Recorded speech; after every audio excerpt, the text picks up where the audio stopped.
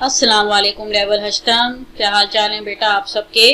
یہ آپ کے اردو کا یونٹ ہے۔ میں شازیہ خان کیمپس 9 سے آپ سے مخاطب ہوں۔ آج ہم اپنا تفہیم میں صفحہ نمبر 29 نکالیں، محمد علی جناح، اقتباس نمبر 15۔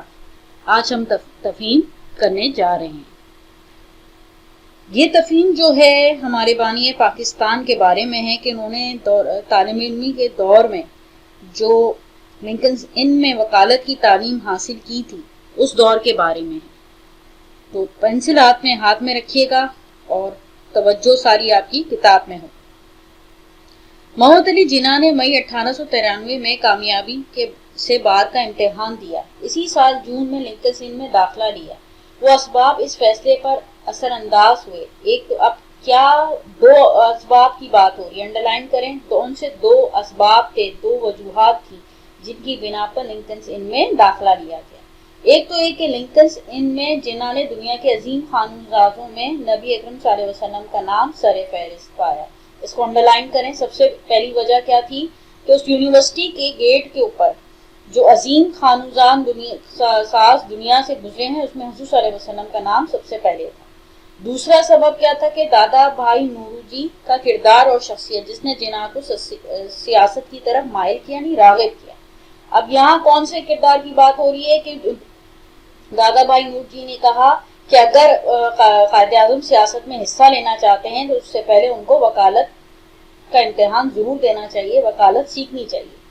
دادا بھائی نورو جی ہندوستان کی نوجوان نسل کے لیے یقیناً عظیم بزرگ اور رہنما تھے۔ ان کی جانب سے انگریزوں کے رویے نے جناح کو قائل کر دیا کہ آزادی کے بغیر کوئی قوم ترقی نہیں کر سکتی۔ اب یہ ساری کیوں عظیم رہنما تھے کہ انہوں نے یہ بتایا کہ آزادی کے بغیر کوئی قوم ترقی نہیں کر سکتی۔ اگر دنیا میں آگے بڑھنا ہے، ترقی کرنی ہے تو اس کے لیے آزادی بے انتہا ضروری ہے۔ اس کی مثال کیسے دی؟ اسی طرح جیسے تازہ ہوا اور روشنی کے بغیر کوئی پودا پھل نہیں سکتا۔ آزاد خیال قوم پرست جناح نے انہی خیالات کے پس منظر میں قانون کی تعلیم کا سفر شروع کیا، جس کی منزل ایک کامیاب سیاسی زندگی اور بالآخر ایک آزاد مسلم مملکت تھی۔ یعنی جو انہوں نے قانون کی تعلیم حاصل کی اور کامیاب سیاسی زندگی کا آغاز کیا، اور اس کا اختتام کس پہ ہوا کہ انہوں نے ایک آزاد ملک قائم کیا۔ محمد علی جناح کی وکالت کی تعلیم لنکنز ان میں تقریباً قرون وسطیٰ کے طریقہ کار پہ تھی۔ اب یہ کا کیا لفظ کا ہے؟ یورپ کی تاریخ میں 11ویں صدی سے 15ویں صدی عیسوی تک کا زمانہ ہے، خاص مدت ہے زمانے کی، پیریڈ آف ٹائم کی بات کی جا رہی ہے، اور اس کے طریقہ کار یعنی اسی میتھولوجی پہ تھا۔ لنکنز ان کے اجلاسوں اور کاروباری معاملات کا ریکارڈ ان کی لائبریریوں کی سالانہ سیاہ کتابوں میں 1422 سے محفوظ ہے۔ یعنی کب کی بات ہو رہی ہے؟ 1400 کی بات ہو رہی ہے، اور داخلہ کب لیا تھا؟ 1893 میں۔ تو آپ اندازہ لگائیے کہ کتنی صدیوں کا فرق ہے۔ اس وقت تمام طلبہ اس تاریخ چار دیواری کے اندر ہی رہتے اور پڑھتے تھے۔ صفحہ پلٹائیے۔ اب کیا ہے؟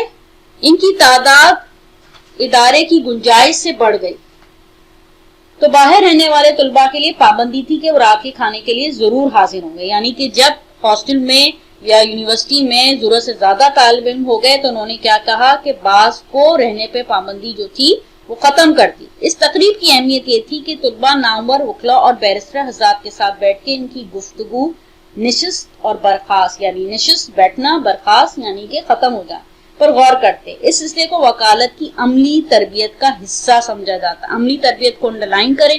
عملی تربیت جیسے کہ آپ ڈاکٹر بننے جاتے ہیں تو ہاؤس جاب کرتے ہیں کہ کس طریقے سے چیزوں کو سیکھنا چاہیے، پریکٹیکلی کیسے کرنا چاہیے۔ یہی طریقہ کار ایک اچھا وکیل بننے کے لیے ضروری تھا کہ وہ اپنے سینئر جو وکلا تھے، بیرسٹر تھے، ان کے ساتھ بیٹھیں، گفتگو شنید کریں اور دیکھیں کس طریقے سے چیزوں کو دیکھا جاتا ہے، جس سے ذہنی صلاحیتوں اور عدالتی شعور میں اضافہ ہوا۔ نوجوان اس جلد سیکھ لیتے اور وہ بزرگ وکلا کی موجودگی میں کلام اور قیام کیسا ہونا چاہیے۔ یعنی اپنے سے اگر موجود بڑے وکلا موجود ہیں اور انہوں نے اس حلقہ احباب میں آپ بیٹھے ہیں تو آپ کو کس طریقے سے بات چیت کرنی چاہیے، کس طریقے سے قیام کرنا چاہیے، بیٹھنا چاہیے، آپ کا انداز گفتگو کیا ہونا چاہیے۔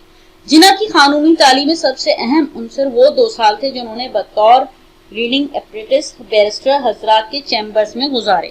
جناح اپنا فارغ وقت برٹش میوزیم کے مشہور रीडिंग रूम में गुजारते थे जहाँ इल्मी किताबों का खजाना था, या हार्ट पार्क में उम्मीदवार सियासतदानों की तकारीर सुनते। लंदन में रहते हुए जिन्ना को थिएटर का बड़ा शौक था, इस हद तक कि अदाकारी को पेशा बनाने का ख्याल भी इनके जहन से गुजरा। अब ये अंडरलाइन है कि पेशे को भी अदाकारी में भी दिलचस्पी थी कि उन्होंने सोचा कि वकालत के बजाय अदाकारी को ही पेशा बना लिया जाए। इनकी एक चश्मी यानी एक चश्मा जो पहनते थे, ऐनक अदालत में इनके लिए एक अहम जुजू थी जिसे वो ड्रामाई अंदाज में इस्तेमाल करते थे। जरा यानी बहस, बेबाक तबसुम यानी बिल्कुल बेखौफ होकर अपनी राय का इजहार करना, बरमला। इसके दौरान उन्हें देखने वाले अक्सर कहते थे शायद वो पैदाइशी अदाकार थे, ताहम अपने सब सियासी हरीफ कहते हैं मुखालिफिन को ये गलती की जिस वक्त जिन्ना बेहद संजीदा होते वो समझते कि जिन्ना अदाकारी कर रहे हैं। अब यहाँ हम सवालात पर एक नजर डालते हैं इस तफहीम के अंदर कि सवालात क्या क्या दिए हैं। पहला सवाल है, मोहम्मद अली जिन्ना ने लिंकन सिंध में कानून की तालीम हासिल करने का फैसला क्यों किया? तो क्यों किया? क्योंकि जिन्ना साहब ने तारीख के तमाम अजीम कानून साजों की फहरिस्त में हुजूर सल्लल्लाहु अलैहि वसल्लम का नाम सबसे पहले था। और दूसरी वजह क्या थी कि दादा भाई नूरू जी का मशवरा था कि आजादी की खातिर कानून की तालीम बहुत जरूरी। दूसरा सवाल देखें, किसी कौम के लिए आजादी की क्या अहमियत होती है? मुसन्निफ ने किस तरह बयान किया है। अब आजादी की और कौम दोनों के लिए आजादी तरक्की क्यों अहम है? क्योंकि जिस तरह ताज़ा हवा और रोशनी के बगैर कोई पौधा फल फूल नहीं सकता, इस तरह आजादी के बगैर कोई कौम तरक्की नहीं कर सकती। तो ये अंदाज में उन्होंने बयान किया है। लिंकन सिंध की तर्ज तालीम और तदरीस को मुसन्निफ ने क़ुरून वस्ता से क्यों तशबीह दी है?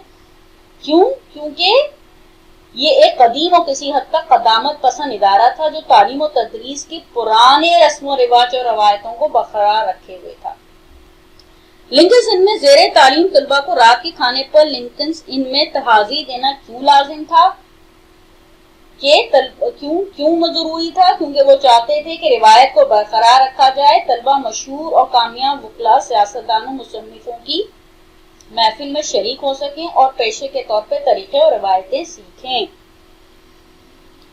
अब ये आखिरी सवाल देखें, मुसन्निफ ने अदाकारी और वकालत में जिना के हवाले से क्यों मुवाजना किया है? क्योंकि जैसे वकील अपना नुक्ते नजर मनवाने के लिए खुद को सूरत हाल पर मुकम्मल काबू रखने वाला साबित करना भी होता है ना। अपने नुक्ते नजर को मनवाने के लिए उसे अपने आप पर मुकम्मल काबू रखना जरूरी होता है। तो वो अपनी तकरीर और आवाज वगैरह में हौसले और यकीन का अक्स, ये सब खसूसियात एक वकील के लिए बहुत जरूरी है और साथ साथ अदाकारी के लिए भी लाजमी है। यानी ये कंपैरिजन किया गया, ये मवाजना किया गया।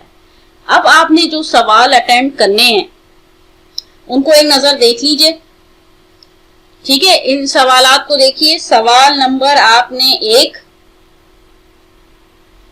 ठीक है। सवाल नंबर 2,